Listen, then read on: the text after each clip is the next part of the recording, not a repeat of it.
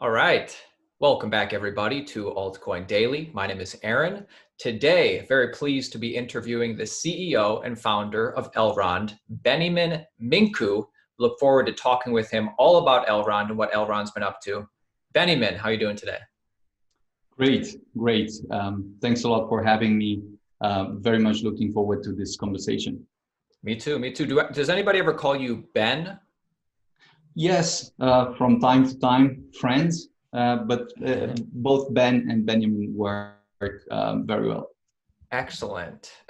So before we get into Elrond and what is it and all that stuff, just generally speaking, thinking about the whole cryptocurrency market in general, what are you most looking forward to as we get into 2021?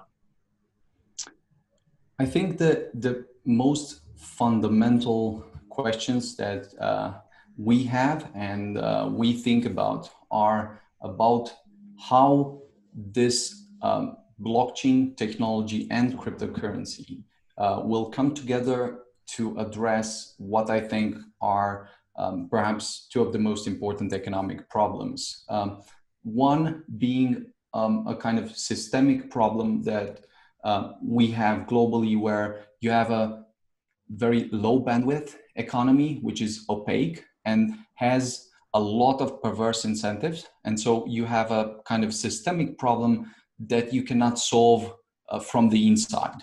And so if you can address this in a very creative way, I think there's a huge opportunity and upside for the world to improve as a whole, because then you'll have essentially a high bandwidth economy with a transparent economy that would work really well. And then second, I think perhaps the largest, second largest problem that comes to mind always is this kind of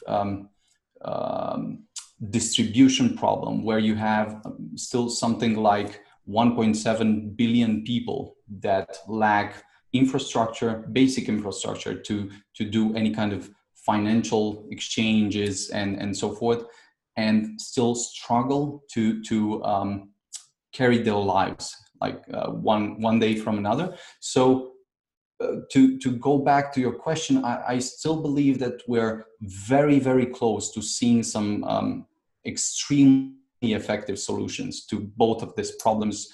And this is precisely why we're pushing so hard at Elrond, because we believe we have a very effective solution for this. Very cool. So let's get into it. Just generally speaking, because we'll get into specifics, what is Elrond? What is the value proposition? We've talked about it on the channel before, but for those who don't know. Sure. The goal of Elrond is to create high bandwidth, transparent digital economy. And then second, make sure we give anyone, anywhere, easy access to it. And these 2 points go specifically to address the first and the second largest economic problems that I think we have today. How we do this specifically? Well, we've built a blockchain that is 1,000 times more efficient than Ethereum, and we can now process 15,000 transactions per second with a 6-second latency and a 0.0001 cent transaction cost. So having this live, we can now have an economy that can work at the scale of the internet. And then secondly, I believe it's equally important not only to solve this scalability and performance problem, but then make sure that we remove the user experience problem, which is a huge pain in the crypto and blockchain space right now. And so with Maiar, which is a very simple and intuitive yet powerful application, we're trying to build the coolest features with the simplest UX and offer them to the entire world. So to sum up, we have Elrond as an infrastructure on which you can build any kind of dApps or smart contracts or financial applications at the scale of the internet. We have Maiar, which is this simple and intuitive application which is meant to bring crypto, blockchain to the masses, going far outside of what we currently call the crypto space. And then, of course, we have eGold, which is the currency that is native to the Elrond ecosystem and which powers everything. And I'm not a coder, I'm not a developer. Our audience knows that. And from my perception of the market, there seems to be a handful of cryptocurrencies, some from 2017, 2018, some from now, that are going after, a faster, cheaper blockchain. So just for the layman, what sort of makes yours better than the competition? So there are 2 points here. First, that we are basically the standard, the gold standard when it comes to performance, meaning that if you can process something like 15 transactions per second in Ethereum, and then there are variations of this in this other blockchains, like anything below 100 transactions per second, because you've improved a bit on Ethereum, but there's nothing very radical there. In Elrond, you can process 1,000 times that. So Elrond is this blockchain where you have everything Ethereum 2.0 wishes to achieve in the future, you have already live on Elrond. So it's like a blockchain from the future that you have live now, and you can use this. This is very, very important because not only is the blockchain live, but we have some very cool tools that allow developers to build on Elrond very easily. So we have a Rust framework that allows you to build the smart contracts. We have a very cool IDE that allows you to interact with the Rust framework, with the libraries. We have some examples there. We're actually just pushing to go live with a lot of the key things on the developer kit part. We have a 30% royalty that we pay, or that the protocol pays to anyone who writes smart contracts on Elrond. But more than this, and taking a step back, I think it's important to understand that Elrond is the first blockchain that understands that solving only the technical performance problem will be not enough. We see that we currently have something like 50 million people in the blockchain space, the crypto space, and everyone is trying to just take a few people from the other projects. But what we observe and recognize is that this is a very, very small amount or group of people compared to what we could bring in if we would really solve a real problem. So this is why we put a lot of effort into solving the user experience problem in a way where you don't have to interact with private public keys. You don't really care about them. What you care is being able to send money very easily to anyone in the world, almost instantly, at a negligible cost. And by building an application like Maiar directly on Elrond, we're the first, like I said, to escape this kind of narrow group of people and be able to bring a solution for everyone. Where the normal user on the street that doesn't necessarily care about cryptography and all the cool technologies that we basically use, he would be able to use Maiar, send money to his friends, do it really cheaply, really fast, and then understand a lot of what blockchain is just because he can do this directly. So to sum up, Elrond brings this 1,000 times improvement in performance due to the very, very advanced architecture that we've built on state sharding and secure proof of stake. But then in addition to this, we do the extra mile where we build an application where we abstract the entire complexity and offer a very simple and powerful experience to the end user. So I believe that in 2021, this will be the major change that people will see, where it's the game will shift. It becomes obvious how important an obstacle user experience has been, and then also it becomes obvious what the corollary of that is, namely that if you can solve UX very good in a very compelling way, at that point you have an addressable market that is 20 times larger than the current market of crypto. So we're super excited about this. And by the way, for the folks at home, if anybody has any follow-up, want to know more about Elrond, there's links in the description. But one thing I like about the information you guys offer on your website is you take the time, different documents going, this is how we're different from Ethereum. This is how our proof of stake, secure proof of stake, as you call it, is different from what individual projects are doing. So anybody with follow-up questions, definitely check out the website. And just to clarify real quick, when you said Meyer, is that the user interface that people use when they're working with Elrond? There are obviously also normal wallets. We have a wallet that is already very cool. This is part of the Elrond ecosystem. People can visit it at wallet.elrond.com. But Meyer is an application that is entirely rethought to address a different kind of user, because we've got so used to the crypto language, to the entire jargon, to all the technicalities, that we were blind to what the normal user perceives or sees.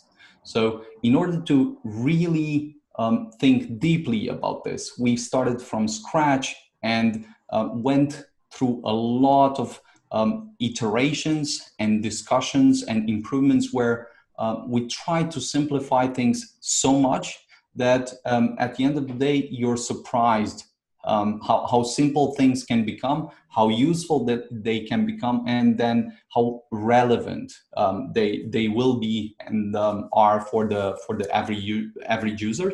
And for people that are interested in this, Meyer.com is the website where you can get an idea of what we're talking about. How do you spell that? So MAIAR.com.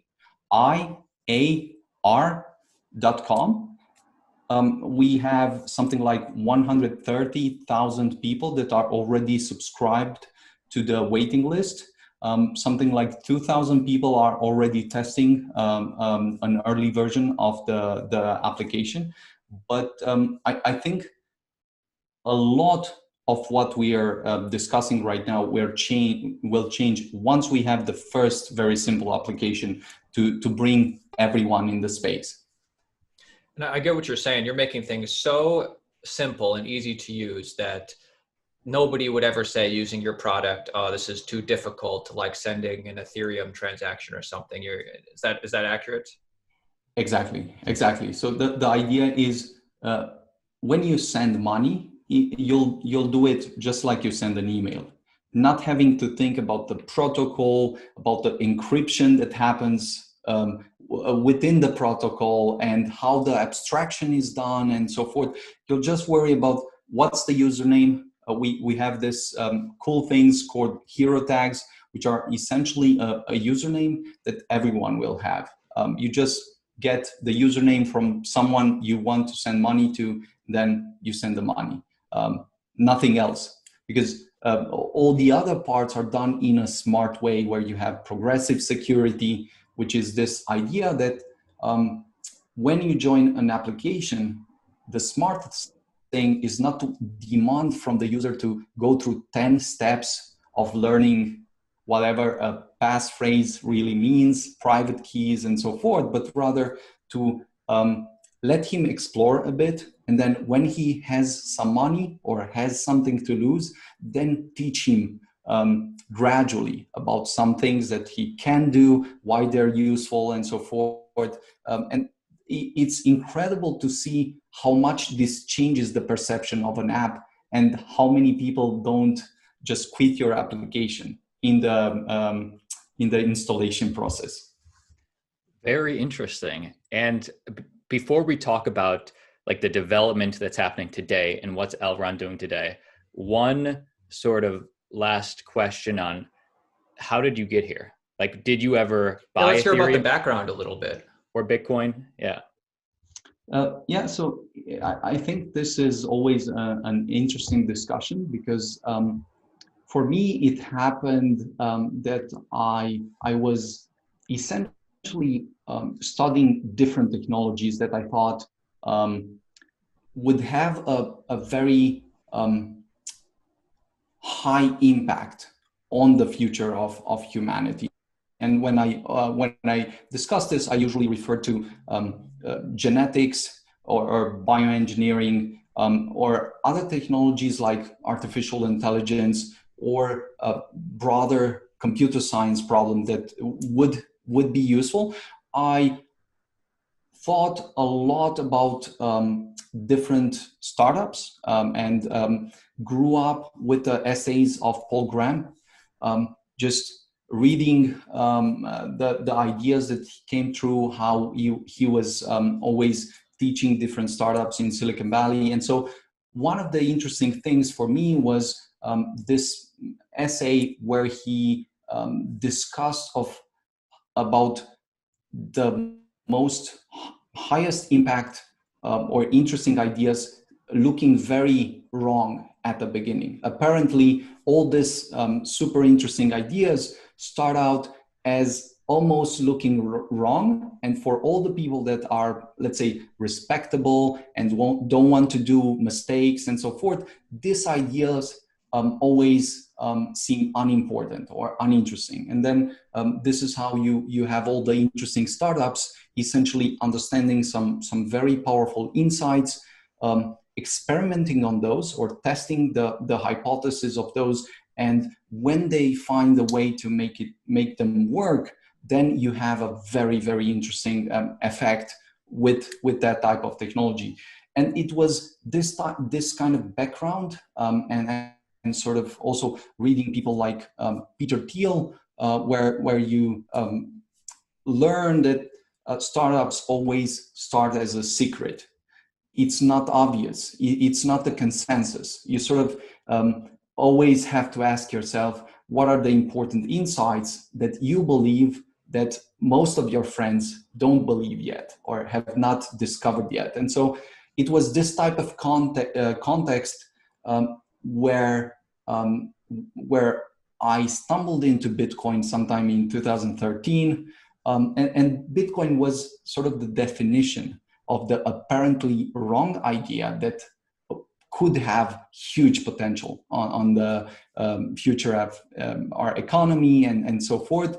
And then this is how I studied a lot of what Bitcoin was, became super interested in it and everything around the Bitcoin space.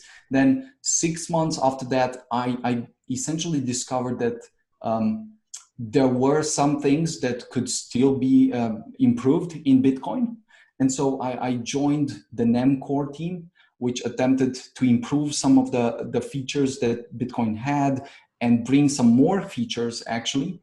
And then after that, in 2016, I started a fund together with my brother just because I still saw the problems were not addressed. And so I saw that there were a few problems that were critical to the blockchain space if we were to see any large scale adoption. And one of the problems was the scalability problem, which essentially limited everything you saw in the space. And it was very obvious to me from before that point that Ethereum would essentially have this kind of paradoxical problem where the larger the adoption would be, the more obvious your limitations would become. So if you don't have adoption, it's super easy. You can say whatever you want in terms of marketing, but when you have real adoption, the larger the adoption, the more painful it would become, and it would be obvious to everyone that they would not be able to scale. After that point, I essentially invested together with my brother in something like 30 startups, out of which maybe 10 or 15 specifically trying to address this kind of infrastructure problem. None of them did deliver. We tried to help some of them with insights, with the latest research, trying to convince them to go a different route than what they were trying out. And at the end of the day, in 2017, after a long process of learning, experimenting, trying different things, investing in a lot of startups that attempted to solve these problems, and concluding that none of them were going the right direction or route to come up with fruitful or a very radical improvement, we decided to, together with my brother, basically convinced my brother to come and join me.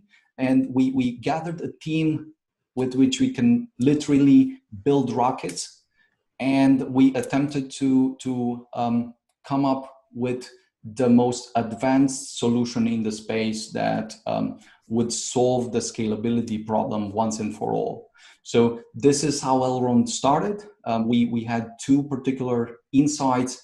The first one was that by parallelizing transaction processing through sharding, you could essentially come up with an improvement that was larger than 2 orders of magnitude than what you could process at the time through Bitcoin or Ethereum. This turned out to be even larger of an improvement. So it was not only 100 times of an improvement, but 1,000 times with state sharding. And then second, we thought that if you could scale to such a degree that you can process tens of thousands of transactions per second, it would be very important for you to be able to process transactions very efficient. So not departing from proof of work and going to proof of stake, but more important, addressing some of the security issues that came with proof of stake, and specifically making things very fast in terms of throughput, but then also very, very secure by adding random sampling of the consensus group, resampling from shards to different shards, and making sure that the architecture is not only super scalable, but very, very efficient, and then also very secure. And you're talking about secure proof of stake is what you just described. Is that correct? Yes, that's correct. And Elrond, like, is there, you guys are the only, I'm not a developer, but secure proof of stake, Elrond's the only people that are a company that's doing that? So there's proof of stake. Yes, there are attempts, different attempts to do something similar in the proof of stake space. But when we came up with these 2 points, Elrond was the first to propose a full mechanism through which you can do both state sharding and secure proof of stake. So Ethereum, just to point out, said that they would do this since 4 years ago. They were attempting, they had like bits and pieces, trials, but they never had a spec where you take an architecture, look over it, then it becomes clear that this can be the thing that scales everything. Then second, there has been a lot of research and discussion in the proof of stake space. And there have been delegated proof of stake versions, different kind of proof of stake versions on other chains. But Elrond specifically came with this idea where things were not only very fast in terms of throughput, but also we had the random sampling of the consensus group, which essentially means that you have a pool of, let's say, 400 nodes. Out of those 400 nodes, every round, so every 6 seconds, you choose a group of 63 nodes that are part of the consensus. And then in order to prevent any kind of attacks or collusion, every 6 seconds, you reshuffle this group again and again and again. And then every 12 hours, you basically reshuffle 1/3 of nodes from each shard to other shards to increase the level of security even more. So we were the first to not only propose, but then execute to the point where we now have a fully state-chartered architecture working with proof of stake. Ethereum is attempting to launch what is phase 0 sometime in November. So I can tell you from phase 0 to phase 3, it will take another 2-3 years. It's a super painful process, and a lot of things need to add up in order to make it work from the very testing phase to the production level. Nice. And you talked about Elrond's nodes. How many nodes does Elrond have, or how vast is it? And is that an accurate way to think about it when you're thinking about Elrond's network effect or level of decentralization? So the idea with the Elrond network is that it's based on adaptive state sharding. What this essentially means is that for each shard that you add to the network, you can process a larger number of transactions. So you can reason about it something like this. You have about 5,000 transactions per second per shard. So we currently have 3 shards plus meta chain, so we can process something like above 15,000 transactions per second. Now, across the network, we have I believe 2,169 nodes currently, and the network will expand significantly. There's a very large demand across the network for people to become validator or to delegate more stake. And so we are in the process of now implementing some new features, updates that will allow validators to grow significantly. So from 2,169 to grow to more than 3,000. And then for people to be able to delegate a lot more. Actually, we just announced a new staking phase with a kind of waiting list more than 1 week ago. And the excitement and demand has gone through the roof. We actually even encountered some difficulties on the loading part, because there was a super large group of people that were attempting to do the same thing at the same time in the Elrond wallet. So we improved a few things on that front, and we're now ready to onboard even more people on the staking side. Wow, interesting. And something that I always look for in blockchains in general is how much developer activity on the network. You can go to third parties and find that. Elrond is always in the top 20, top 10, depending on the month. For what are some, besides like wallet functionality or staking, or maybe go further on that, but what are some dApps that people can expect or smart contracts on Elrond that the average person could look forward to? Sure. So the idea that maybe I would first want to underscore is what blockchains really are, because in order for people to understand what we're trying to build, it's useful to note that a kind of hierarchy of difficulty in terms of what you're trying to build allows you to reason a lot better about what's happening. So there's this kind of very simple, let's say, websites that you want to build, and even websites can get a bit more complex, but it's fairly simple to build one. Then you have more complex applications that can integrate a lot more components like cryptography and so forth. But again, they have a limited complexity there. Then you have something like browsers or operating systems. And for this higher layer, layer, you have a very, very high complexity. Now, I would argue that blockchains are either comparable to operating systems or a bit above them in complexity, just because you have computer science, math, cryptography, and game theory for the first time intertwined to build something that is constantly moving, changing, and then you have all this adversarial behavior where in normal applications, you don't have someone trying to attack you every second, like trying to take hold of your entire system and so forth. So there's a very, very high complexity when attempting to build a blockchain, and especially attempting to build one that is 1,000 times more efficient or performant than current versions. Now, having this live, I can tell you, is a major milestone for the entire space, but for the Elrond team and the Elrond community specific, because we know how many failed, and we also know how painful it was.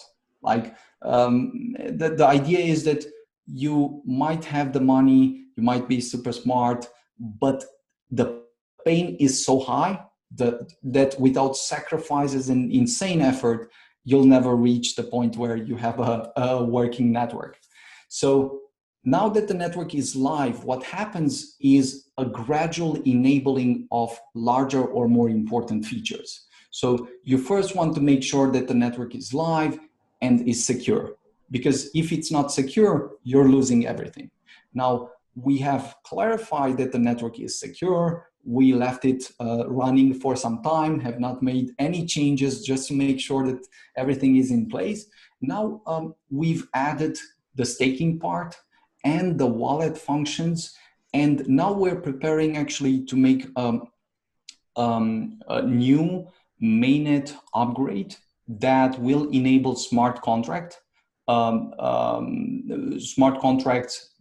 on the Elrond network. We had smart contracts in a testing environment already, so that developers can build things. But again, when we enable that on the mainnet, it's super important that it's secure and it doesn't break the entire network. So now with the smart contract features enabled, we have a set of very interesting tools that will come with these smart contracts. We have a kind of ESDT standard, which is something like an ERC20 for the Elrond network, where this is the specific standard of Elrond. It allows you to create a token that behaves in the network just like the Eagle token. It works at native speed, native inexpensive transactions, and so forth.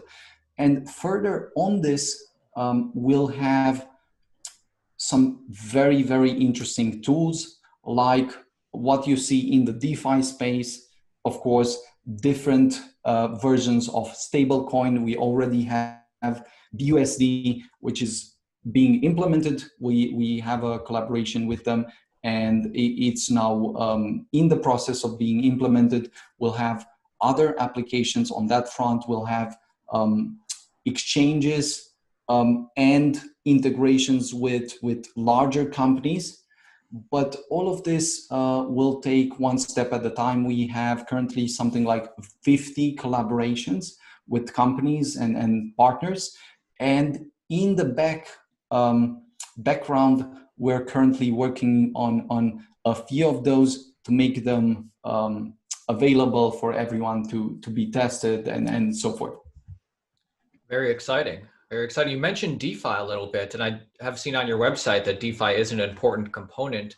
Could you speak a little bit to how important is it for Elrond to, fit into the DeFi narrative, or how you think about it? So again, I will go for a second at what I said right at the beginning. I do believe that with the current technology, we can enable some use cases that before were not automatic.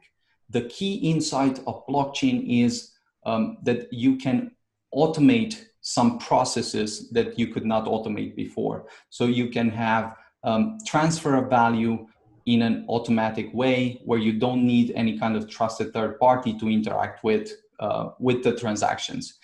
On this building block, you can essentially build anything, and your imagination is the only limit, meaning that if you have an internet scale blockchain, what we've built with Elrond, a blockchain that does not have an inherent limitation in terms of scalability or throughput, then you can take almost any application that you see either currently in the DeFi space or far outside the DeFi space. So whether it's any type of transfer value, any type of derivatives, any type of lending, borrowing, and so forth, or stable coins, this become just a different variation of the software that you want to run on that particular blockchain. So we're now at the point where we've built the blockchain, it's live.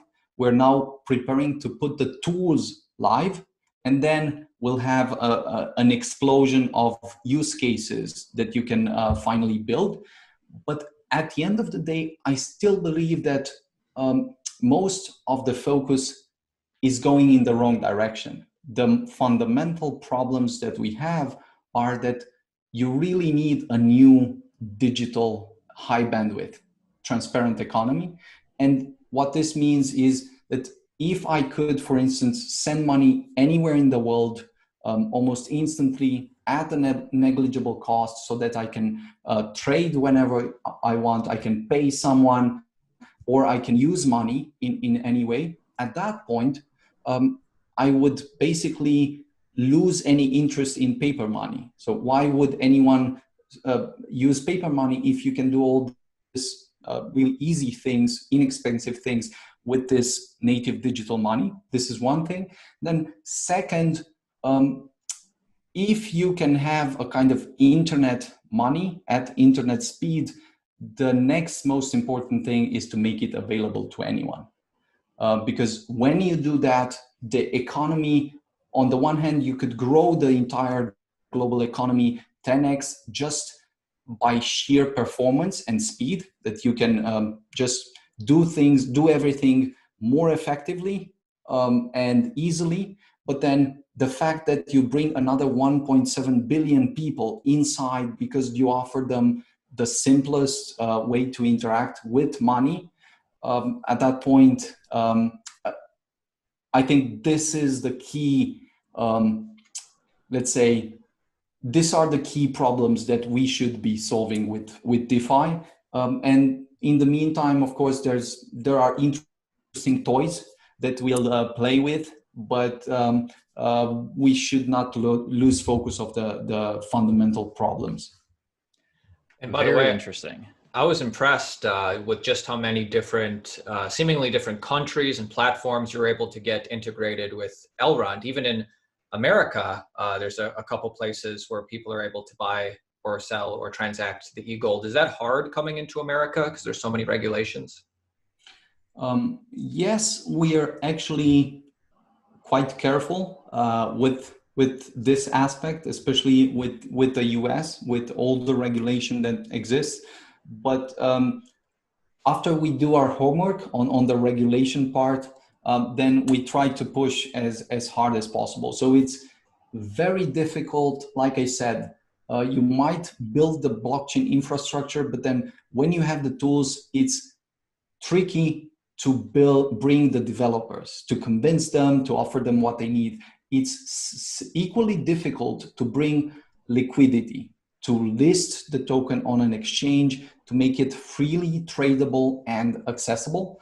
And we strongly believe that e-gold is the native currency that will power this new digital economy that we create, that interestingly enough will be able to interact with government money, with other cryptocurrencies, because in Elrond's case, we're not incompatible with government money and the other cryptocurrencies. In fact, we believe that at the end of the day, it's about the user.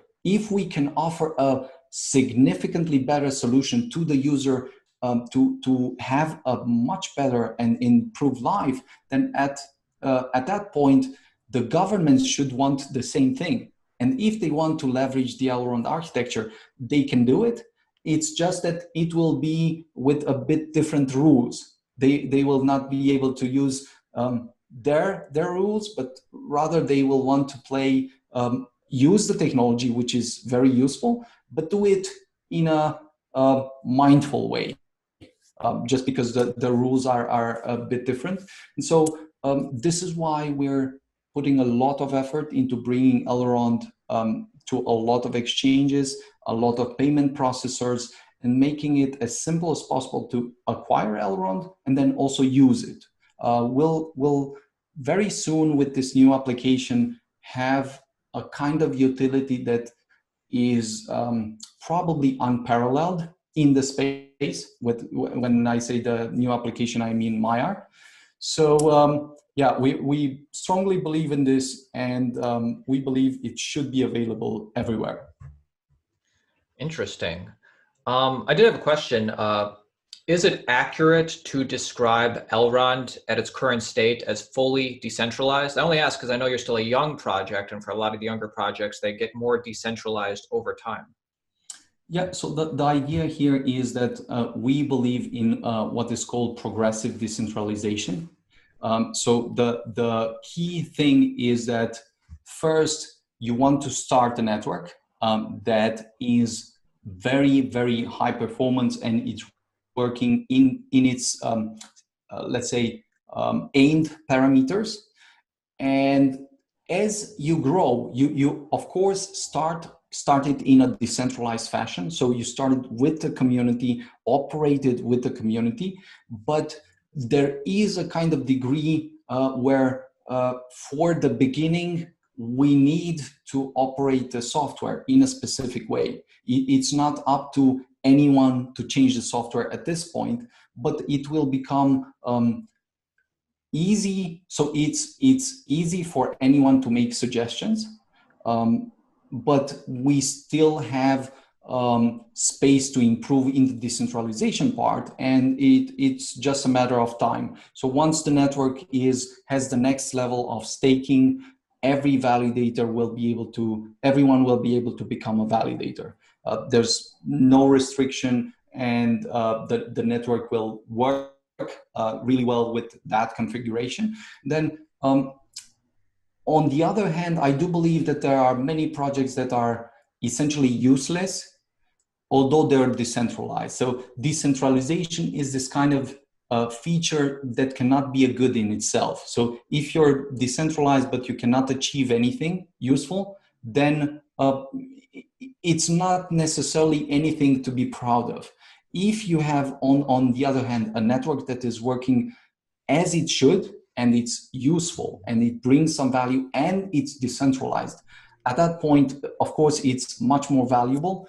And we try to stress this idea that you first need to become useful, and then you can decentralize. Or of course, you need to start with a kind of degree or level of decentralization from the start. Otherwise, there will later not be any kind of incentive to do this. And we've seen some networks like delegated proof of stake networks that have failed, particularly in this respect. But Elrond is built from scratch to achieve a wider decentralization than any kind of proof of stake network up until this point.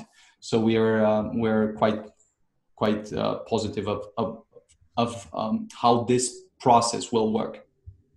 Very interesting. I like it. And Ben, I know you're a busy guy. I know we have you for maybe 5 more minutes. So I have a few more questions. I have a couple. Okay, cool. Perfect. These are sort of grab bag-ish. So maybe we've already sort of addressed it, maybe not. But from the point of view of a crypto holder that's been in the space for a couple of years, so not somebody outside, what would you say is sort of the biggest misconception with Elrond?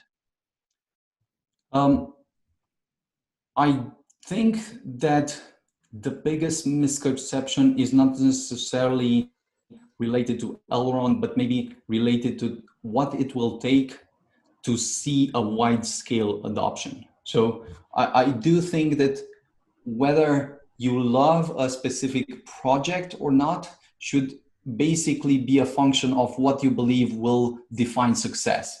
So given that we currently have a very, very small market and the market is small, I believe it's important to understand why this is the case, why it's small. So it's small because you first have a technology that has not worked at the internet scale. So it's not of internet scale performance.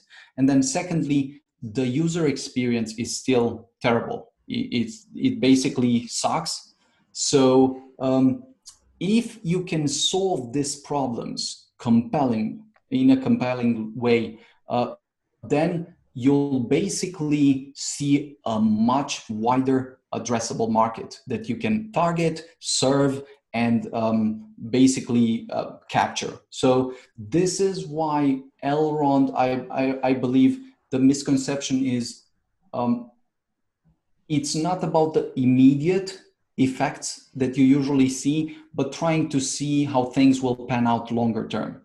If these two problems are solved, and Elrond is the platform on which most of the not only development, but specifically most of the users come in and experience crypto and stay, at that point, you basically want to be on Elrond, because our goal through these two components that we're building is to bring in 1 billion people in the space. So by reasoning from that point backward, we understand that it's not enough to treat user experience as it is right now or treat scalability as it is right now. We definitely need a radical improvement, and this is why we're pushing super hard at Elrond. I like it. Just a couple kind of random ones. Feel free to say as little as you want on this. You mentioned that you used to work at NEM. How is NEM doing today? Are you still a fan of NEM?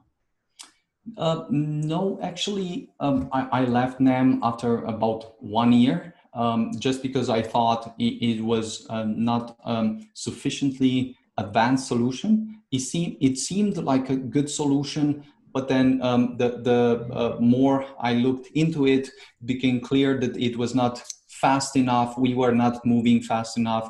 And so I thought if we can start from scratch with all the lessons that I've been through and learned, then perhaps I can really gather a team with which we can push harder than any other team in the space. Cool, cool. And I did want to ask you about Binance. To the best of my knowledge, Elrond is a Binance Launchpad cryptocurrency. Is that correct? What kind of support does Binance give their Launchpad projects? We've had a lot of support from Binance throughout the time. Of course, we've launched on Binance. Binance is probably still the largest exchange in the world. And we've been collaborating very, very well with them. What we've always appreciated at the Binance team is their hardcore spirit.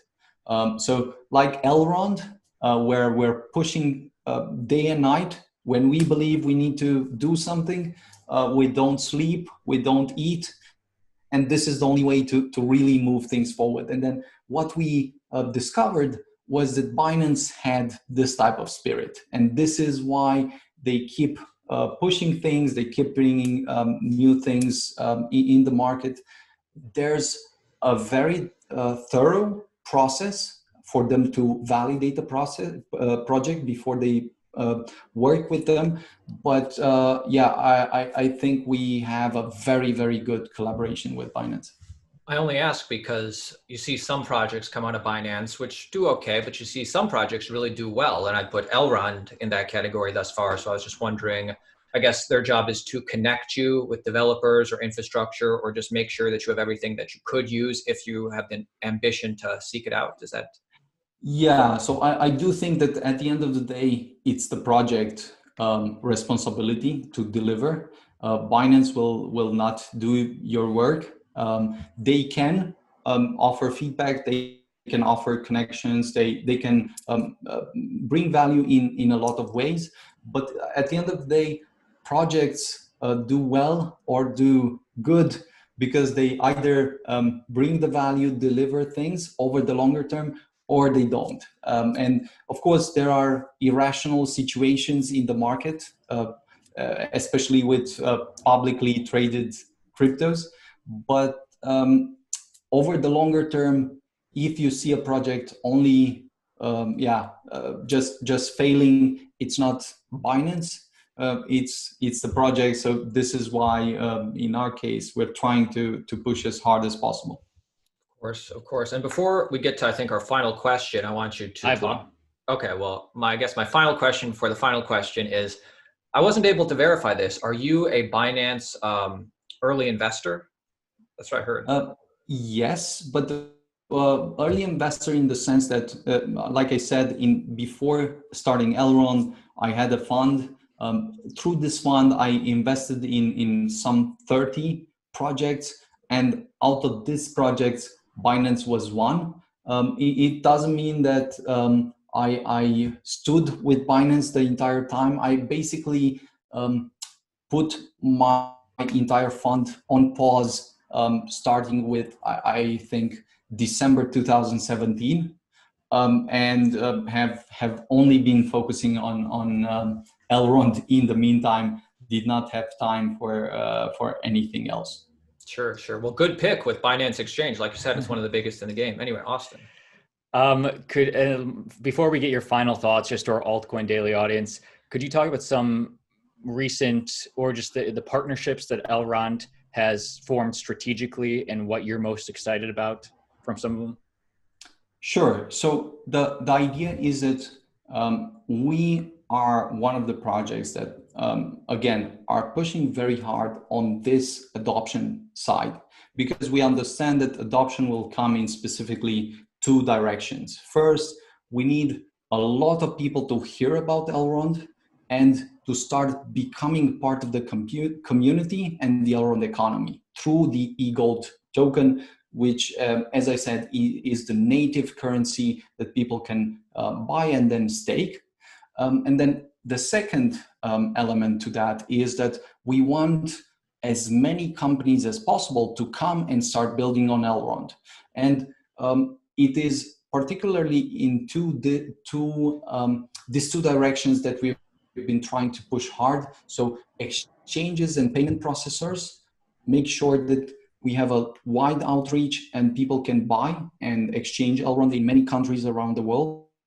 We're quite happy with the progress we've seen on that front, although we do have some really cool things that we're still pushing towards. And then on the development side and adoption side, we've announced a number of partnerships, out of which Binance's BUSD is one of the projects. And there are several others like Orion Protocol, and which is a very interesting DEX that will be very soon live on Elrond. And we, of course, have the partnership with Samsung. We have other partnerships that we've discussed about, but the idea right now is to take all of them and process them to have one by one, every one of them live. And as soon as they are live, we're going to see a lot of interesting effects in terms of adoption, token usage, and so forth. Very interesting. Guys, Ben, I really appreciate you coming on the channel today, man. Thank you for taking the time. Awesome. I would say that maybe if people want to take away two things, there's Elrond is probably one of the most advanced and scalable architectures in the space now. And then second, Maya as an application will redefine user experience. The third, the currency, the native currency called eGold, will be the gold standard of our economy that people will be able to use everywhere in very, very creative ways. I love it. Very exciting. Where's the best place for our audience to continue their research? Is it elrond.com? Should they follow you on Twitter? Are those the two best places? Yes, elrond.com is the best place. You'll find a lot of documentation, articles, and so forth. And if you follow Elrond Network on Twitter and myself, any questions your audience has, we'd be very happy to have them in Telegram or any other channel to ping us there to continue the conversation. That's awesome. Thank you so much, Ben. Awesome, guys. Thanks a lot. Really great to have the discussion.